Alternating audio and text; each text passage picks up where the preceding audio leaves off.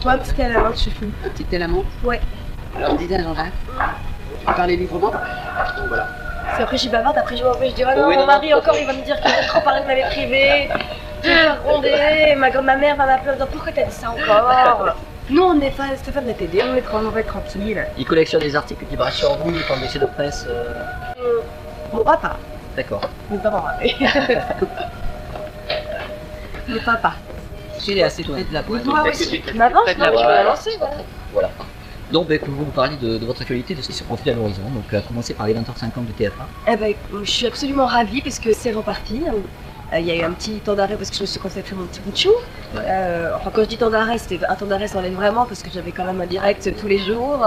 J'avais effectivement, quand j'étais enceinte, la radio sur RTL, Célébrité, des fois rentrées. L'année suivante, il y a eu l'exclusif en quotidienne, en direct avec Cédric Joly. Donc voilà, mais là en revanche, c'est reparti pour le 29-50 avec une émission qui s'appelle Personne n'est parfait, que vous avez pu voir au premier numéro. Voilà, qui repart là. Qui va être tourné, enfin, déjà 2 numéros devraient être tournés le 6-7 mars je crois. Et puis évidemment dans les appuis, on en a là encore mis en voie d'ores et déjà 2. Un qui devrait être diffusé le 28 février et puis un autre un mois après. Donc ce qui fait que je vais être là présente pratiquement quelque part mois au moins. Donc je suis ravie, d'autant que ce sont 2 émissions qui m'amusent, qui me correspondent, que je trouve intéressantes et pour lesquelles je n'ai pas hésité. Je me suis pas dit est-ce que je le vois dedans, qu'est-ce que je peux apporter. Voilà, j'ai très rapidement convaincu de l'intérêt que je pouvais avoir à la faire en tant qu'intérêt journalistique personnel, en implication. Et puis du côté de la production, j'ai compris eux ce qu'ils voulaient de moi, ce que je pouvais apporter au programme. Jamais ça aille dans les 2 sens. Et que d'un côté on me dise voilà, eh bien, voilà ce que tu apportes au programme, et moi que je me dise oui effectivement d'abord je correspond sur le programme, je me sens bien dans les baskets dans ce programme-là, et effectivement je peux apporter quelque chose, je sers au programme. Et au lieu que de faire pour faire, d'être prête pour être présente, et de se dire finalement au bout d'un moment, mon Dieu, attends, cette émission, qu'est-ce que je fais là? Justement, vous avez regretté d'avoir fait les choses Non, jamais. Jamais. Quand je prends une décision, je décide et quand j'ai décidé de faire une émission, je l'ai fait à 200%. Et je me posais beaucoup de questions avant, mais une fois que j'ai dit oui, j'y vais pas en me bouchant le nez en disant je le fais pour être à l'antenne, pour montrer mon petit Lillois. Moi l'intérêt de travail n'est pas d'être à l'antenne. J'ai fait de la télé avant, derrière les caméras en tant que journaliste, en étant sur le terrain, en tant que reporter. J'ai fait de la radio avant, j'ai fait de la presse écrite avant. Donc la télé, je dirais mon image à la télé est d'arriver bien après un petit bout de chemin. Donc c'est pas prioritaire pour moi. Donc si je le fais, c'est quand je me dis à ce moment-là, oui, ça m'intéresse, ça m'amuse, et j'ai refusé de nombreuses émissions parce que je ne les voyais pas dedans, je ne voyais pas ce que je pouvais apporter à l'émission. Et je pense qu'on ne peut pas mentir et faire pour faire, ou pour faire plaisir aux uns et aux autres, ou pour se faire plaisir en disant oh mon Dieu, si je suis plus à l'antenne, on va m'oublier, c'est fini, nanana. Vous avez pas ce souci, ça sert à rien, jamais? Très sincèrement, non. On me le reproche par contre, t'as pas de stratégie, t'as pas de plan de carrière, et puis du coup, on sait pas très bien, on sait que tu es journaliste, mais tu acceptes de faire des choses un peu plus divertissantes. Donc, mais en même temps, c'est aussi ce que je suis profondément. C'est-à-dire qu'on met souvent fait le grand écart entre telle et telle émission. Pour moi, ce n'est pas le grand écart. Moi, quand je fais un magazine, l'Express, Le Point, Les Valeurs Cinéma, on passe de la politique étrangère à la politique française, à la page société, à la page culture, à la page... Voilà, moi je suis ça, et on l'est tous. Maintenant, on se réveille pas tous les jours heureux ou tous les jours. Donc voilà, et moi j'ai plein de formes d'intérêt différents, et je peux être, j'aime m'amuser, j'aime sourire, j'aime me divertir, et j'aime aussi les choses un peu plus sérieuses, et donc ça correspond, toutes les émissions correspondent à certaines humeurs de mes envies, et j'aime bien pouvoir mélanger un peu ces genres qui peut-être effectivement parfois à dérouter en faisant mon Dieu pour cette émission-là, alors qu'on habite sur XCI pendant des mois, voilà. Et je trouve que c'est une force de pouvoir avoir un peu de recul et pas prendre au sérieux, et puis d'apporter peut-être quelque chose d'un peu plus presque journalistique dans des émissions un peu ludiques, et à l'inverse, un peu plus de sourire, un peu plus d'humour, de bonne humeur, dans des choses qui sont peut-être un peu plus lourdes et un peu plus cadrées, etc. Quelle émission que vous ne présenteriez jamais?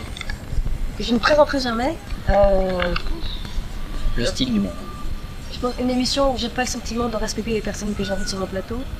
Après, chacun, j'allais dire, doit habiter sa porte. Je ne vais pas tout simplement pas me donner non d'émission parce que j'estime que j'ai pas à critiquer le travail de mes collègues, mes collaborateurs, enfin, mes confrères ou consoeurs, dans la mesure où il y a déjà assez de difficultés à faire bien moi mon métier pour commencer à aller critiquer celui du voisin. Déjà que je m'occupe de ma petite boutique et de la faire tourner à plein régime et que je sois moi déjà contente et satisfaite et il y a du boulot de ce que je fais. Donc pas commencer à aller pointer du doigt le travail des autres, sachant à quel point c'est difficile de faire une émission. Maintenant, ma limite, moi, pour accepter de refuser une émission, c'est de me dire elle ne me correspond pas profondément et donc je vais y aller à reculons. Je ne suis pas certaine que je suis la personne la meilleure pour servir ce programme parce que je la sens pas, parce que j'ai pas le sentiment qu'elle me ressemble et peut-être que moi, je vais y trouver des bémols et pas la servir au mieux alors que d'autres ils vont aller à des 100%. Donc voilà. Et si j'ai le sentiment que peut-être il peut y avoir une confusion et qu'on peut croire que je me moque d'eux ou que j'utilise des gens pour un programme, je vais préférer refuser. Vous avez été beaucoup critiqué au départ, j'ai vu ça sur le net, j'ai vu des articles de presse, notamment Étienne Boujotte qui était monté au créneau pour vous défendre. Ah oui, c'était une petite rumeur qui était née à l'époque de mon arrivée sur Exclusif, qui a déjà eu je ne sais où, comme toujours les rumeurs, qui a duré un petit mois. Alors que l'émission cartonnait, on n'avait jamais fait d'aussi haut score des 40%, etc. sur Exclu. Et donc on ne comprenait pas très bien d'où ça venait. Donc moi, comme ça ne m'atteignait pas ce matin à partir du moment où c'est vrai, où je me dis effectivement il y a un souci, ou effectivement là le critique a pointé du doigt quelque chose, j'ai pas assez travaillé ceci ou cela. Là en l'occurrence ça venait de nulle part, ça ne correspondait pas à la réalité. Donc voilà, et j'étais agréablement surprise effectivement parce que j'étais pas au courant que Étienne, parce qu'il avait une conférence sur je ne sais plus quelle émission, de lui-même spontanément, et m'ont occurrence en disant en fait j'ai lu et j'ai entendu qu'il y avait des rumeurs sûres et je tiens à vous préciser que voilà, et donc j'ai lu ça sur une dépêche le lendemain, on est venu me l'apporter, on me dit regarde la dépêche AFP machin.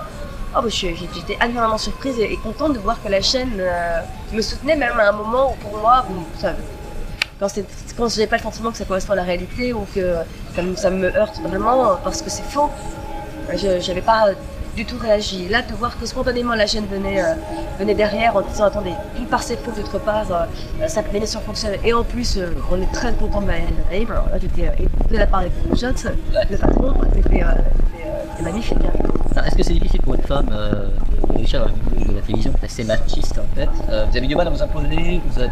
Très honnêtement, j'ai pas ce sentiment-là. J'ai le sentiment que comme dans tous les milieux, la femme a un peu plus de difficultés à s'imposer que dans les hommes, dans le milieu de la télé, mais je dirais que la télé, c'est une entreprise comme une autre. Et que aussi bien, vous prendre à l'usine, chez les publicitaires, chez votre boucher, etc., c'est peut-être aussi compliqué, et voilà.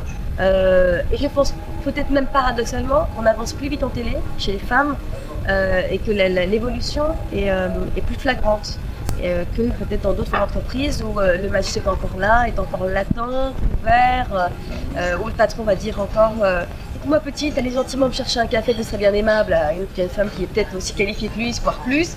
Voilà. Je pense que comme on est exposé, et ben justement on a cette chance que peut-être la machine avance plus vite et que le machisme est moins flagrant.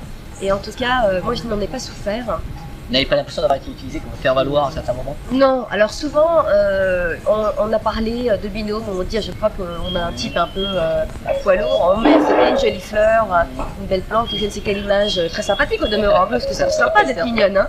Mais je préfère qu'on dise que je suis mignonne plutôt qu'un boudin. Mais en l'occurrence, j'ai pas eu le sentiment. Moi j'ai le sentiment que lorsque j'ai fait des émissions avec des personnes qui étaient entre guillemets, qui étaient des hommes, et qu'on a peut-être eu ce sentiment que j'étais un peu en retrait, c'est simplement pour une raison toute simple, qui n'avait rien à voir avec le sexe de l'un et de l'autre, qui était une raison de professionnalisme, et il y en avait un qui avait plus de métier que l'autre. Et en l'occurrence, moi je pense par exemple avec Xavier Durand, avec lesquels j'ai travaillé, où on a dit oh Guillaume peut-être c'est plus en avant de Valérie, alors que c'est une co-présentation et qu'elle n'est pas sa chroniqueuse, etc.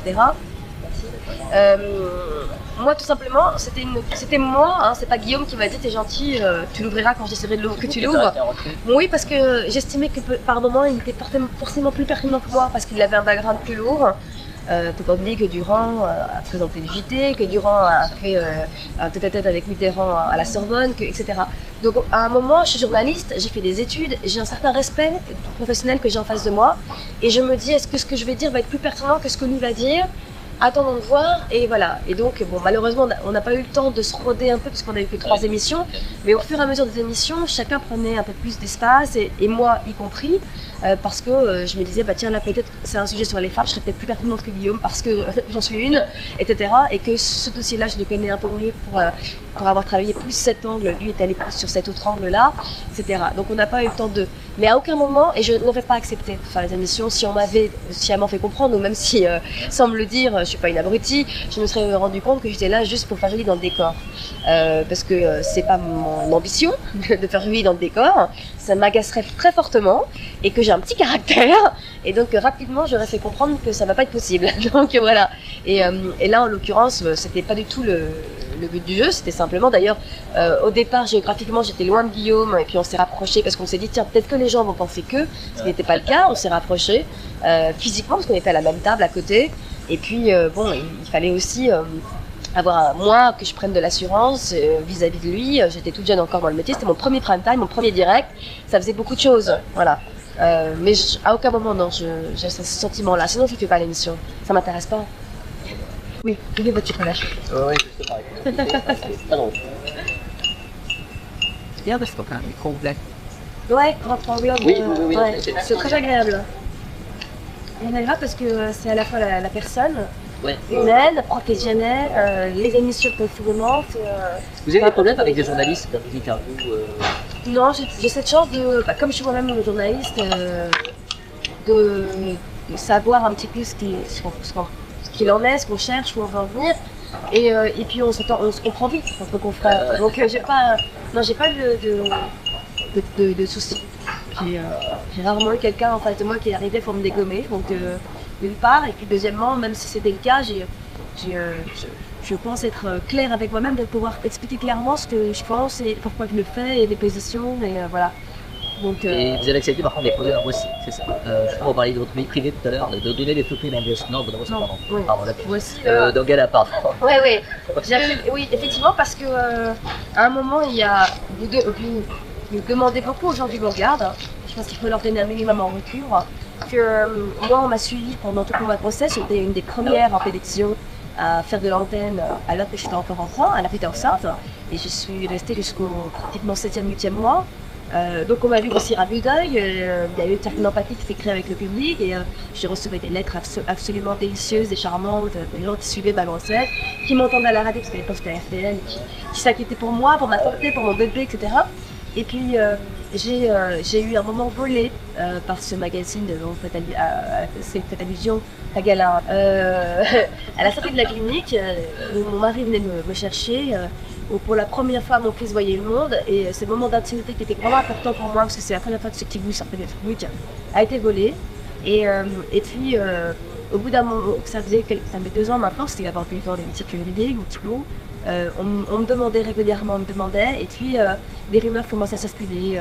On allait peut-être chercher à voler des choses à droite à gauche, donc j'ai préféré contrôler. Voilà. Et puis une façon aussi de dire voilà le petit bout que vous avez vu dans mon ventre et que vous m'avez gentiment envoyé des lettres, vous avez cette chérie et fait attention à ma santé. Ben, maintenant, en retour, voilà, je me montre, je le fais de façon jolie, contrôlée, une fois pour toutes. Et puis parce que je me dois un petit peu, et puis en même temps pour couper court à tout ce qui pourrait être harcèlement, parce que j'ai pas du tout envie qu'on aille au jardin et que des 3 abrutis avec des caméras dans les civières. Ça rend parano ça. Faites attention lorsque vous sortez. Ça rend pas parano parce que je décide que je ne veux pas courir la vie, et que je n'ai pas envie que ces gens-là ne méritent pas que je m'attarde sur eux. Donc c'est ce que je dis de ma vie, mais comme ça personne peut, je me demande avec mon petit bout de grand caddie, qui n'ai pas des pieds, et voilà. Donc on vous dit quoi? Oh bah les gens sont charmants. En fait les gens sont charmants, c'est sur des petits sourires de connivence, c'est des petits boubous, on vient rarement m'embêter, on vient rarement... C'est déjà arrivé quand même? Non, Non, j'ai toujours eu simplement, alors bon, les gens n'osent pas, donc c'est un petit sourire de main pour dire je vous ai reconnu, mais je ne vais pas vous embêter. Donc carrément un petit bonjour Valérie, qu'il est mignon votre petit bout, et puis on je sais pas pourquoi vous mieux faire ses courses. Toujours gentil, jamais intrusif. Non, j'ai cette chance-là où j'ai pas mal de respect des gens qui viennent pas se coller à moi, ou voilà, vraiment les gens sont charmants, donc voilà. Et j'ai accepté effectivement, vous voyez, je n'ai pas montré mon mari, montré ma maison, etc. Je l'ai fait parce que les gens m'ont accompagné dans la grossesse, m'ont envoyé des petits cadeaux, m'ont envoyé des petites lettres, on fait attention à moi. Une histoire de partager qui est une réciprocité. Voilà, exactement. Et parce qu'encore mon petit chou est petit, qu'on ne risque pas vraiment de l'embêter parce qu'il change tous les jours. Et que voilà.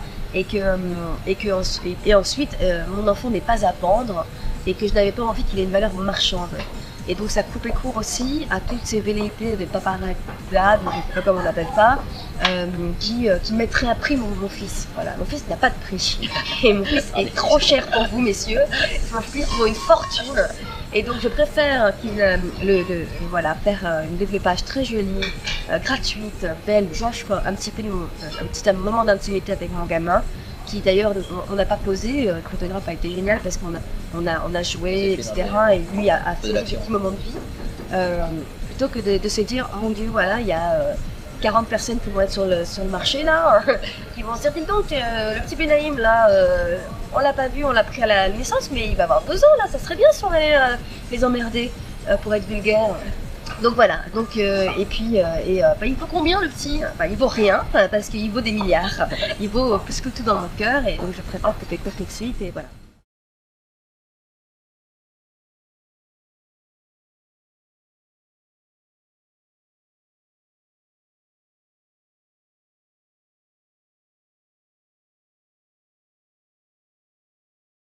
Joli rhume. Très légèrement, très gracieux. Tout moi. Génial, pardon. Comment vous faites à la radio pour solidariser? Alors je me mouche pendant les pubs. Il y a Et jamais je fais en d'accident, sorte que tout aille bien. Si, j'ai eu 2-3 petits éternuements, mais voilà. Non, j'essaie de... L'avantage de la radio, c'est que vous avez une sale tête. Oui, Quand vous êtes fatigué. c'est clair. Si vous donnez un peu de pêche à votre voix, et que voilà. Donc la maternité a changé quelque chose pour vous, j'imagine, dans votre feuille de femme, mais dans votre métier, vous pensez que désormais il y a une priorité? Comment vous concevez l'avenir amener un enfant différemment d'avant? Moi j'ai toujours dit que la famille était prioritaire, hein, et, avant même bien évidemment que mon petit naisse. Ça c'est toujours le cas, même si je reste une femme, j'allais dire une femme de travail.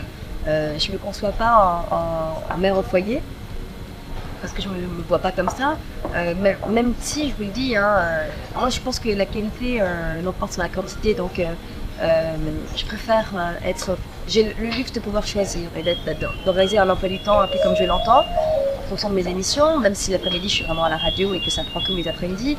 Le matin, je peux aussi traîner à la maison, être à la maison avec mon fils, être présente pour la toilette du matin, lui donner le biberon le matin, le petit déjeuner, le faire déjeuner à midi, jouer, aller au parc avec lui. Ensuite, j'ai ma vie de femme de radio.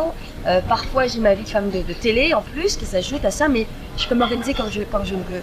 Donc j'ai ce vrai luxe, parce que je considère que c'est un vrai luxe. Hein. Je ne suis pas comme toutes les mamans qui doivent partir à 7h30 pour être à 8h30 de travail, qui rentrent à 19h30, qui ont vu leur bout de chou en pyjama, en leur mettant un anorak frigorifique pour le déposer chez la nounou, et elle le récupère à 19h pour le bain, pour le truc et machin. J'ai un luxe de pouvoir me poser avec mon fils, d'avoir une vraie qualité de... Donc je vois pas, moi je concilie vraiment les deux, et bien évidemment, mon fils passe avant tout, c'est ma vie, c'est après avec mes yeux, c'est mon bébé, je vous l'ai dit, hein, voilà.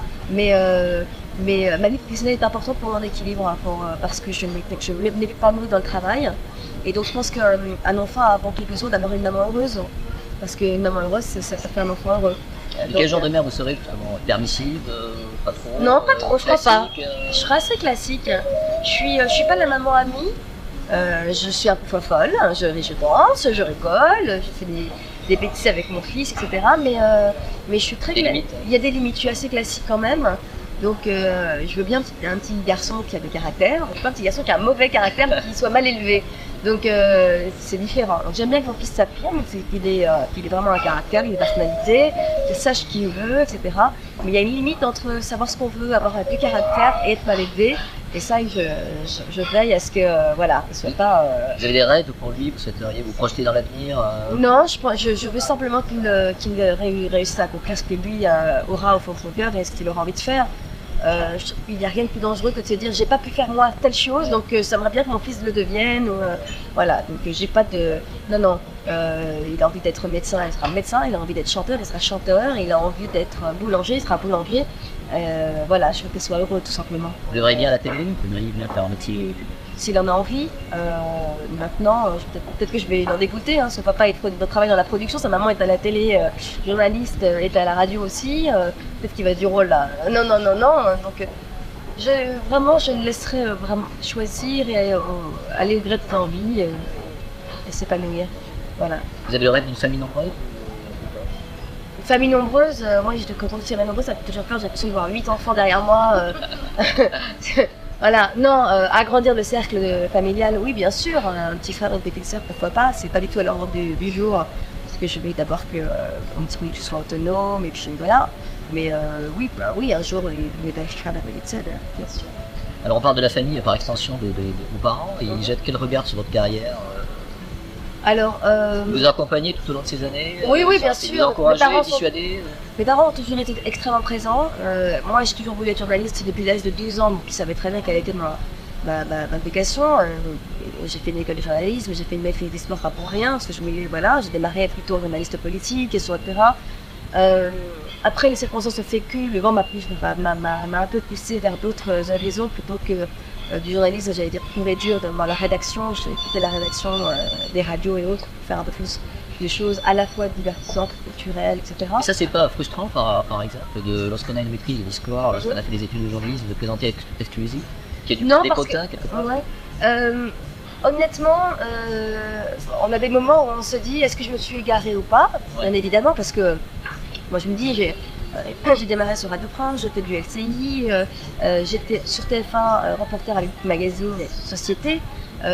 Donc on se dit tiens c'est marrant, mais comme je le fais avec la même rigueur, le même voilà, tout ce qui se passe en amont de l'émission pour moi est la même chose.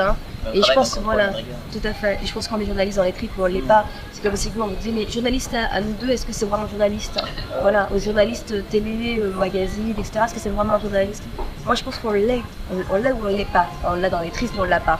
C'est une curiosité, c'est une rigueur, c'est une envie de connaître l'autre, d'aller au grand, de comprendre et d'être un médiateur, c'est-à-dire d'aller là où la personne n'a pas pu aller, en l'occurrence par exemple entre vos lecteurs et moi, voilà, vous allez être le médiateur et pouvoir leur transmettre certaines choses. Donc j'ai envie de chaque fois mes émissions dans cette cas de figure-là et je travaille de cette façon-là. Donc la frustration n'existe pas. Il y a des émissions peut-être où je ma copine s'était un petit peu plus, je pense à des forces que j'ai pu faire, où je me suis effectivement investie plus en termes rédactionnels, parce qu'il y avait une vraie rédaction, il y avait des reportages de terrain, on m'avait tant plus d'informations, parce qu'on n'avait pas tout le temps accès aux infos, mais on voulait pas du tout que ce soit de la caméra cachée, que ce soit transparent, qu'on est allé où on voulait, et prendre le recul de se dire maintenant qu'on est allé là où on voulait, pourquoi est-ce qu'on nous a ouvert la porte, etc. Mais vraiment des vélos comme ça, mais peu importe, même vous allez me dire, je vais peut-être même loin, mais que ce soit personne n'est parfait, que ce soit exclusif, que ce soit droit de zapping, on le fait avec la même rigueur, la même envie, voilà. Pour le zapping, il faut vous donner un exemple concret, puisque c'est là que ça va être diffusé là. Pour moi, c'est un travail autant journalistique qu'un autre, même si je n'irais pas aller jusqu'à peut-être une certaine indécence, de dire que c'est aussi difficile que ceux qui sont sur le terrain, seulement en direct, vous êtes voilà. Reporter de guerre, par exemple. C'est ma formation, c'est ce que j'ai. Donc oui, moi je sais que je suis crédible dans ce rôle-là. Peut-être que les gens seraient peut-être décontenancés parce qu'ils m'ont vu dans d'autres rôles, mais j'ai commencé comme ça. Je n'étais pas dans la lumière, puisque par définition, quand on est sur le terrain, le nom n'est pas très connu, votre visage n'est pas forcément connu, etc. Mais c'est ce que j'ai fait, moi. J'ai fait de politique, j'ai couvert la mort de Bérégovois, j'ai fait des choses comme ça. Donc oui, bien évidemment, pour moi, il n'y a aucun grand écart. Je suis toujours la même Valérie Bédaïm, même si je développe à ce moment-là plus ou moins de choses que j'ai apprises. Je vais développer des choses un petit peu différentes sur Exclusive pour des applis où personne n'est parfait. Et si on me demande d'intégrer un autre rôle sur LCI ou sur un reportage de terrain, je vais développer encore un autre aspect de ma formation. Mais c'est toujours moi, c'est la même chose. Simplement, je vais aller chercher plus dans telle ou telle palette en fonction de ce qu'on me demande. Je m'adapte au format. Mais vous me dites, Valérie, voilà, pas sur le terrain, moi, oui. C'est ma formation, je sais le faire. Je lis les infos, je lis le monde, etc. Et je vais à ce moment-là travailler le dossier de telle façon que lorsque j'arrive sur le terrain et j'ai le recul, je sais faire un papier, je sais me positionner face à une caméra et je sais faire un papier radio, presse écrite, télé, voilà. Alors que j'ai pas ce complexe du tout. Alors tout à l'heure vous disiez que vous n'aviez pas de stratégie de carrière en fait. Est-ce que par exemple vous ne convoitez pas quelque part le JT de 20h parce que c'est pareil, parce qu'on convoite beaucoup de gens jeunes qui démarrent. C'est quelque chose que vous ambitionnez fort de vous? Non. Pas forcément dans les prochains mois, mais... Non, très honnêtement, je ne cherche pas le JT. Parce que si j'avais vraiment cherché le JT, je me serais positionnée plus clairement là-dessus.